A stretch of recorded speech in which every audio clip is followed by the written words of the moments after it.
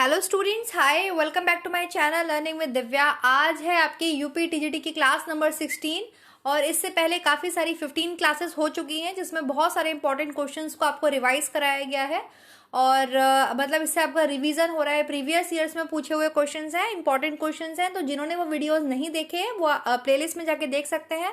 सभी प्लेलिस्ट बिल्कुल newly updated हैं, लाइन वाइज हैं, सीरियल वाइज हैं, तो आप लोग जाइए आराम से प्लेलिस्ट पे जाकर के सारी वीडियोस को देख सकते हैं। टेक्सटाइल की अलग वीडियोस आपको मिल जाएंगी होम साइंस में, और फूड्स एंड न्यूट्रिशन की अलग है, टीजीटी पीजीटीज की अलग है।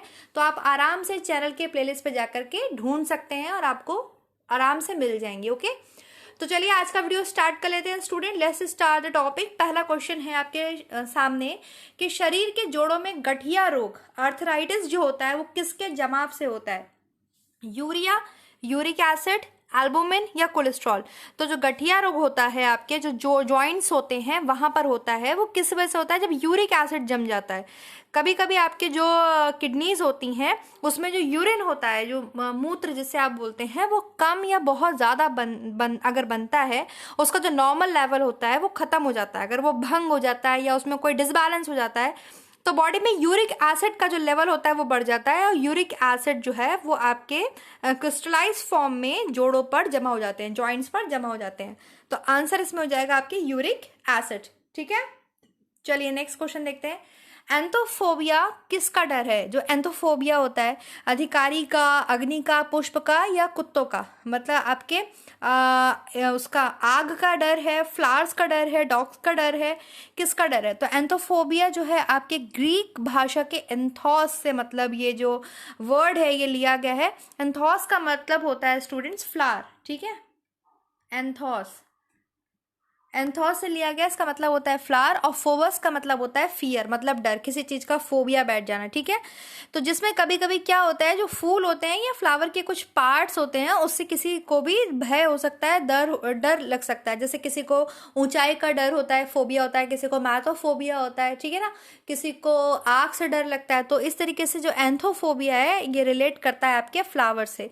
किसी भी कारणवश कोई भी अगर कोई उसके संग में एक्सीडेंट हुआ है ऐसा, तो वो फोबिया हो जाता है, तो वो फ्लावर का फोबिया है तो उसे एंथोफोबिया बोलेंगे। ठीक है, चलिए नेक्स्ट देखते हैं क्वेश्चन।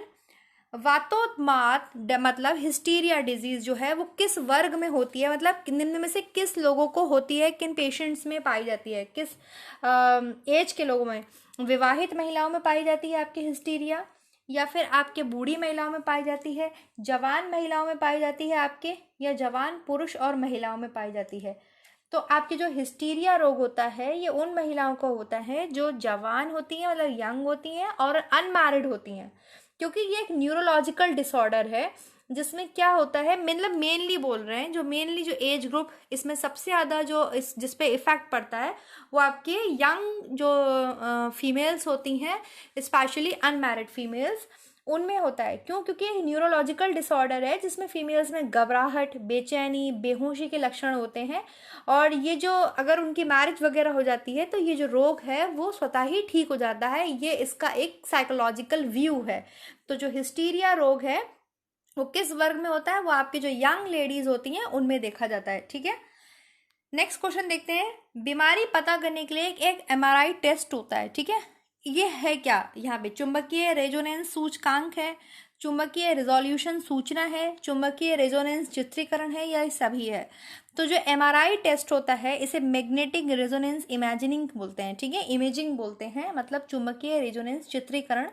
और इसमें क्या होता है कि अंदर बॉडी के आपके जो है ऐसी कुछ चुंबकीय क्षेत्र, ऐसी तरंगे पैदा की जाती हैं जिससे शरीर के जो अंदर के भीतरी जो आपके जो भी अंदर के पार्ट्स हैं उनकी पिक्चर्स ली जाती हैं, उनकी इमेजेस ली जाती हैं। इसको आप मैग्नेटिक रेजोनेंस इमेजिंग बोलते हैं। ठीक है, तो इसकी फुल फॉर्म होगी मैग्नेटिक चुंबकीय रेजोनेंस चित्रीकरण, magnetic resonance imaging. Important questions है और सभी आपके जो एग्जाम आने वाला है उसमें बहुत हेल्प करेंगे। ठीक है, चलिए नेक्स्ट क्वेश्चन देखते हैं स्टूडेंट। सिलिकोसिस क्या है? सिलिकोसिस एक डिजीज है। ये किससे संबंधित डिजीज है? आपके गुर्दे से, मतलब आपके रेनॉल से, किडनी से, यकृत मतलब लीवर से, फेफड़े मतलब लंग्स, या आपके अव्यवस्थित तंत्रिका मतलब अनडिसबैलेंस जो आपके न्यूरोलॉजिकल डिसऑर्डर्स हैं उससे रिलेटेड है। तो सिलिकोसिस आपके लंग्स से संबंधित डिजीज है। जो आपके डस्ट होती है उसमें सिलिका प्रेजेंट होती है, ठीक है। और वो क्या होता है, जब सांस लेता है इंसान तो उसके लंग्स में पहुंच जाता है वो सिलिका। और अगर वो सिलिका डेली बेसिस पर उसके लंग्स में बराबर पहुंच रहा है, कहीं पर ऐसा है कि सिलिका बहुत ज़्यादा अमाउंट में पाई जाती है एयर में किसी पर्टिकुलर एरिया में, तो वो लंग्स में बहुत नुकसान पहुंचाती है, उसको सिलिकोसिस डिजीज हो जाता है, ठीक है। तो ये आपके फेफड़े संबंधी बीमारी है। नेक्स्ट देखते हैं क्वेश्चन, किस तत्व की कमी से घेंगा इट मीन्स ग्वाइटर रोग हो जाता है। तो ये तो बहुत इजी है, आयोडीन की कमी से आपके शरीर में ग्वाइटर नामक रोग जो होता है। और इसमें जो आपकी जो गर्दन होती है पेशेंट की वो बहुत ज़्यादा फूल जाती है, कॉलर जैसी दिखाई देती है, मोटी कॉलर जैसी दिखाई देती है, ये इसका एक लक्षण है। और इसका जो आयोडीन का रिच सोर्सेज होते हैं वो क्या होते हैं, आपके सी फूड्स होते हैं, आयोडाइज सॉल्ट होता है जिसमें थायरॉक्सिन हार्मोन पाया जाता है। तो ये इजी सा क्वेश्चन था, सभी इजी हैं। नेक्स्ट देखते हैं, उन देशों में जहाँ के लोगों का मुख्य खाद्यान्न पॉलिश किया हुआ, मतलब वो पॉलिश राइस ही खाते हैं, तो वो किससे पीड़ित होंगे। अभी हमने सीरियल्स वाली जो वीडियो पढ़ी है, ऊर्जा देने वाले भोज्य पदार्थ, उसमें मैंने आपको जब राइस पढ़ाया था तो ये चीज़ बहुत अच्छे से बताई है। तो जो लोग बेसिकली पॉलिश राइस खाते हैं वो लोग बेरी बेरी से डिजीज्ड हो जाएंगे, विटामिन B1 थायमीन की कमी हो जाएगी उनके फूड में, क्योंकि जो पॉलिश किया हुआ राइस होता है उसमें थायमीन बहुत कम मात्रा में पाया जाता है, और अगर लगातार कोई इसका सेवन कर रहा है तो उसमें बेरी बेरी होगा ही होगा, ठीक है। नेक्स्ट क्वेश्चन देखते हैं स्टूडेंट्स, बीएमडी टेस्ट किया जाता है किसके लिए। बीएमडी आपके बोन मिनरल डेंसिटी बोलते हैं इसको, बीएमडी को, ठीक है, बोन मिनरल डेंसिटी। और ये आपके ऑस्टियोपोरोसिस जिसको मतलब जिसमें आपकी जो बोन्स होती हैं पेशेंट की, वो एक हड्डियाँ और वो क्या सी हो जाती हैं, खोखली हो जाती हैं बिल्कुल, उसमें बीच में कहना चाहिए कि पोर्स से बन जाते हैं, इसलिए उसको ऑस्टियोपोरोसिस बोलते हैं। तो बोन मिनरल डेंसिटी टेस्ट जो है वो ऑस्टियोपोरोसिस की पहचान करने के लिए किया जाता है। ऑप्शन नंबर सी ठीक हो जाएगा। नेक्स्ट क्वेश्चन है, जो मनुष्य यह नहीं समझ पाता कि कब उसे कितना भोजन करना चाहिए या रोक देना चाहिए, वो किससे पीड़ित है। ये भी एक डिसऑर्डर्स हैं, और ये एडोलेसेंस में होने वाले डिसऑर्डर, ज़्यादातर डिसऑर्डर ये देखा जाता है एडोलेसेंस एज में देखा जाता है, बाद में भी देखने के लिए मिलता है। और ये वीडियो भी मैंने बनाया हुआ है, एडोलेसेंस वाला एक प्लेलिस्ट है, उसमें आपको मिलेगा ईटिंग डिसऑर्डर्स करके, जो भोजन संबंधी विकार होते हैं। तो वुलिमिया नर्वोसा एक ऐसा टाइप है आपके ईटिंग डिसऑर्डर का, वुलिमिया नर्वोसा, जिसमें जो पेशेंट है वो बहुत कम समय में बहुत ज़्यादा खाना खाता है, ठीक है, बहुत ज़्यादा भोजन कर लेता है, और मतलब उसको इस बात का कोई कंट्रोल नहीं होता कि उसे कितना फूड खाना है कितना फूड नहीं खाना है, वो फूड खाता ही रहता है। वो एक न्यूरोलॉजिकल सिम्टम भी जाता है, कह सकते हैं साइकोलॉजिकली वो बंदा जो है वो किसी भी तरीके से परेशान हो सकता है। ये ईटिंग डिसऑर्डर्स होते हैं, बुलिमिया नर्वोसा, एनोरेक्सिया नर्वोसा, और ये सब आपको उस वीडियो में देखने के लिए मिल जाएंगे, बहुत डिटेल में मैंने बताया हुआ है, ईटिंग डिसऑर्डर करके आप सर्च कर सकते हैं। नेक्स्ट क्वेश्चन है, शरीर की किस स्थिति को कैंसर कहते हैं, मतलब इनमें से क्या हो तो कहते हैं कि कैंसर है। जो आपके स्वस्थ सेल मतलब हेल्दी सेल्स होते हैं उनका बनना ही बंद हो जाए, जिससे डेथ निश्चित हो जाती है, या जहरीले रसायन मतलब जो आपके पॉइजनस केमिकल्स हैं उनका शरीर के किसी एक भाग में एकत्र हो गए, वो इकट्ठे हो गए और फिर डेथ हो जाए, या फिर सेल का अनियंत्रित बहुगुणन होना मतलब मल्टीप्लिकेशन ऑफ सेल, ठीक है, अनकंट्रोल्ड मल्टीप्लिकेशन ऑफ सेल्स हो रहा है। इससे क्या होता है, जो हेल्दी सेल्स होती हैं उनका दम घुट जाता है और देन फिर पेशेंट की डेथ हो जाती है। या फिर शरीर में घाव या ट्यूमर होने से, मतलब कोई वूंड हो गया है, कोई ट्यूमर हो गया है, जिससे जो दिमाग है, जो आपका माइंड है, वो काम करना बंद कर दे और फिर डेथ हो जाती है। देखिए ऑप्शन नंबर सी बिल्कुल ठीक है। कैंसर का मतलब होता है शरीर में जो कैंसर वाली सेल्स होती हैं उनका मल्टीप्लिकेशन होना या सेल्स का मल्टीप्लिकेशन होना, ठीक है। जो सेल्स नॉर्मल सेल्स भी होती हैं वो इतनी ज़्यादा मल्टीप्लाई हो जाती हैं कि बहुत ज़्यादा मात्रा में वो पोषक पदार्थ जो न्यूट्रिएंट्स होते हैं उनका खपत करने लगती है, मतलब उनको ज़्यादा कंज्यूम करने लगती हैं। और जो नॉर्मल सेल्स होती हैं बॉडी की, जो अदर सेल्स होती हैं, उनको फिर न्यूट्रिएंट्स मिल नहीं पाते हैं, जिसके कारण जो सेल्स होती हैं वो धीरे धीरे करके ख़त्म होने लगती हैं, और इस वजह से कैंसर का जो पेशेंट होता है उसकी डेथ नॉर्मली हो जाती है। लेकिन आजकल काफ़ी ट्रीटमेंट है उसको ठीक करने के लिए, बट वर्स्ट केसेस में डेथ हो ही जाती है। नेक्स्ट देखिए, बीटा ब्लॉकर एक आपके क्या है, बीटा ब्लॉकर एक आपके औषधि है, एक मतलब एक दवाई है। वो किसके लिए यूज़ की जाती है, कौन सी डिजीज़ के लिए यूज़ की जाती है? हृदय घात मतलब हार्ट अटैक, प्रोटेस्ट ग्लैंड के बढ़ने से, या चिरकालिक मधुमेह मतलब जो डायबिटीज़ होती है, या इनमें से किसी भी नहीं। तो बीटा ब्लॉकर एक ऐसी एंटीबायोटिक है या ऐसी औषधि है जिसका उपयोग आपके हाइपरटेंशन से बचाने के लिए किया जाता है। इसको हृदय घात या हाइपरटेंशन बोलेंगे, उससे बचाने के लिए किया जाता है बीटा ब्लॉकर का। ठीक है, नेक्स्ट देखते हैं। चिकित्सीय भाषा में गोल्डन आवर का संबंध है, मतलब अगर हम बात करते हैं आपके मेडिकल लैंग्वेज की, तो गोल्डन आवर एक टर्म यूज होता है, वो किससे रिलेटेड है? कैंसर के लास्ट चरण से, या गर्भ में शिशु की जानकारी देने से, या हृदय घात से, या वास्तव में बच्चे के जन्म लेने से। तो जब दिल का दौरा पड़ता है, हार्ट अटैक होता है, तो उससे पहले का जो 1 घंटा होता है उसको गोल्डन आवर के नाम से जाना जाता है। ठीक है, तो ऑप्शन नंबर सी जो होगा इसमें ठीक हो जाएगा। चलिए नेक्स्ट क्वेश्चन देखते हैं स्टूडेंट।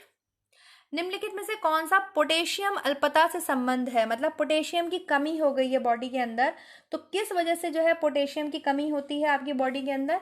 तो इसमें है वृक्क क्षति या पेशीय लकवा, निम्न रक्तचाप, रक्त अल्पता, या फिर आपके जोड़ों में व्यथा या धूमिल वृष्टि। तो आपके जो है पोटेशियम की जो कमी हो जाएगी वो आपके निम्न रक्तचाप से हो जाएगी, मतलब आपका लो ब्लड प्रेशर हो गया है, इस वजह से जो है आपके पोटेशियम की कमी हो गई है। ठीक है, तो ये आपके ऑप्शन नंबर बी यहाँ पर बिल्कुल ठीक हो जाएगा। जो पोटेशियम है वो लो ब्लड प्रेशर की बीमारी हो जाती है अगर पोटेशियम की कमी बॉडी के अंदर हो जाती है। आपको पता है पोटेशियम एक बहुत इंपॉर्टेंट मिनरल है, जिसके जो इंपॉर्टेंट सोर्सेज हैं वो क्या हैं आपके?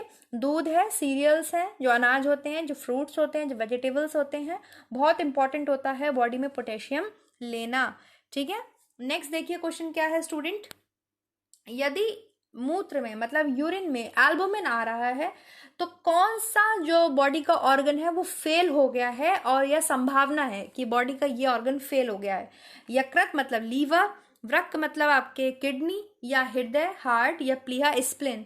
तो कौन सा ऐसा पार्ट होता है? तो आपकी जब किडनी फेल हो जाती है तो ब्लड में आपकी जो है एल्बुमिन आता है पेशेंट के।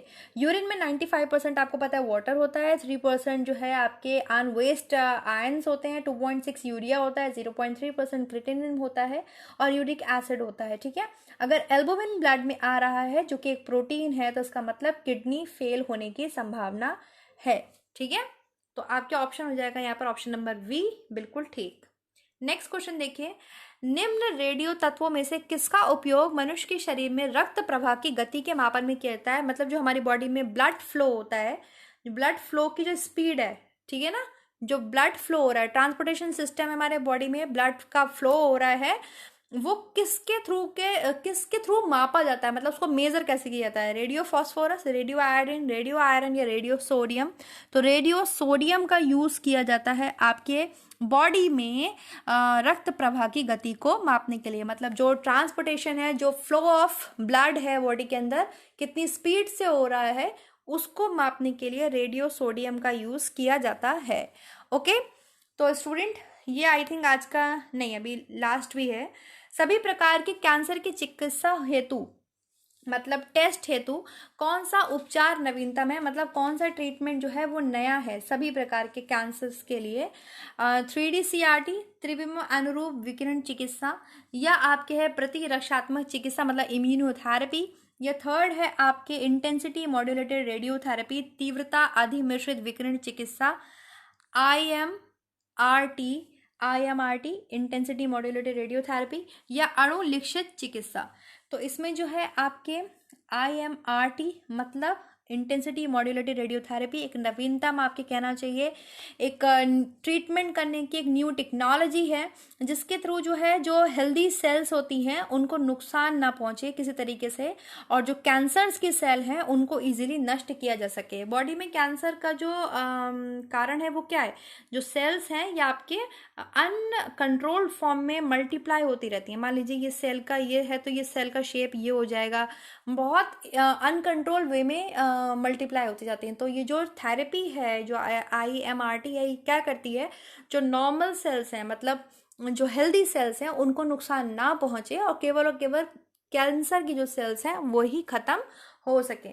तो ये एक आपके नवीनतम उपचार है, ट्रीटमेंट है।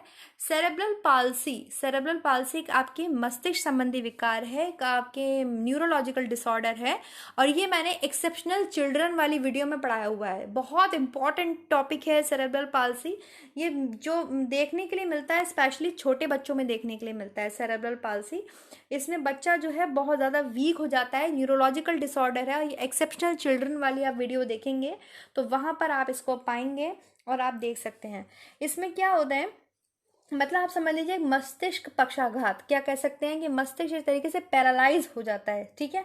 मोटर कंट्रोल जो उसकी एक्टिविटीज होती हैं, जो मोटर कंट्रोल है मतलब अपनी बॉडी पर जो कंट्रोल होता है वो नहीं कर पाता है बच्चा, ठीक है। और मेनली जो है ये आपके जन्म के समय से 3 वर्ष तक के आयु के बच्चों में देखा जाता है। मतलब उसका अपनी बॉडी पे कंट्रोल नहीं हो पाता क्योंकि न्यूरोलॉजिकल डिसऑर्डर है। जब आपका माइंड ही प्रॉपर वर्क नहीं करेगा तो बॉडी पे बैलेंस कैसे आएगा। तो ये छोटे बच्चों में देखे जाने वाला सेरेब्रल पाल्सी एक रोग है, इंपॉर्टेंट डिजीज है। नेक्स्ट है आपके अल्जाइमर रोग में मानव शरीर का कौन सा अंग सबसे ज़्यादा प्रभावित होता है। अल्जाइमर में कौन सा ऑर्गन आपके प्रभावित होता है, तो अल्जाइमर में आपके जो है मस्तिष्क, मतलब जो माइंड है, जो ब्रेन है, वो बहुत ज़्यादा प्रभावित होता है। इसमें जो ह्यूमंस होते हैं उनकी जो मेमोराइजेशन पावर होती है, मतलब याद करने की जो स्मरण क्षमता जो होती है वो बिल्कुल ख़त्म हो जाती है, मतलब बहुत कम हो जाती है। 48-65 ईयर्स के बाद मोस्टली लोगों में देखा जाता है अल्जाइमर रोग। और एक न्यूरोलॉजिस्ट थे डॉक्टर एलोइस अल्जाइमर, उन्होंने इसको पहचाना था, इसलिए इसको अल्जाइमर रोग के नाम से जाना जाता है। और ये 2 प्रकार से हो सकता है, एक तो या तो हेरिडिटी से हो सकता है, ठीक है, क्या मतलब हेरिडिटी में उनके है, जीन्स में ही ये प्रॉब्लम है। और ऐसा भी हो सकता है कि किसी में हेरिडिटी में नहीं है लेकिन उसके किसी कारणवश जो है उसमें ये रोग आ गया है कि अब वो भूल जाता है, उसको जो पावर है उसकी मेमोराइज रखने की चीज़ों को वो ख़त्म हो गई है। तो ये मोस्टली जो है वो 48-65 ईयर्स के बीच के लोगों में देखा जाता है। और किन्होंने इसको खोजा था, जामा न्यूरोलॉजिस्ट हैं डॉक्टर एलोइस अल्जाइमर, उन्होंने इसको पहचाना था सबसे पहले। तो अल्जाइमर रोग आपके ब्रेन से रिलेटेड है, माइंड से रिलेटेड है। तो ये रहा आज का लास्ट क्वेश्चन स्टूडेंट। वीडियो कैसा लगा कमेंट करके ज़रूर बताइएगा। आपको पसंद आया हो तो लाइक सब्सक्राइब शेयर ज़रूर करिएगा और इसी तरीके से पढ़ते रहिए। नेक्स्ट वीडियो मिलेंगे नेक्स्ट टॉपिक के साथ और इम्पॉर्टेंट क्वेश्चंस के साथ जो आपको डेफिनेटली हेल्प करेंगे। वीडियो शेयर ज़रूर कीजिएगा और पीडीएफ लेने के लिए आप व्हाट्सएप ग्रुप पर जुड़ सकते हैं।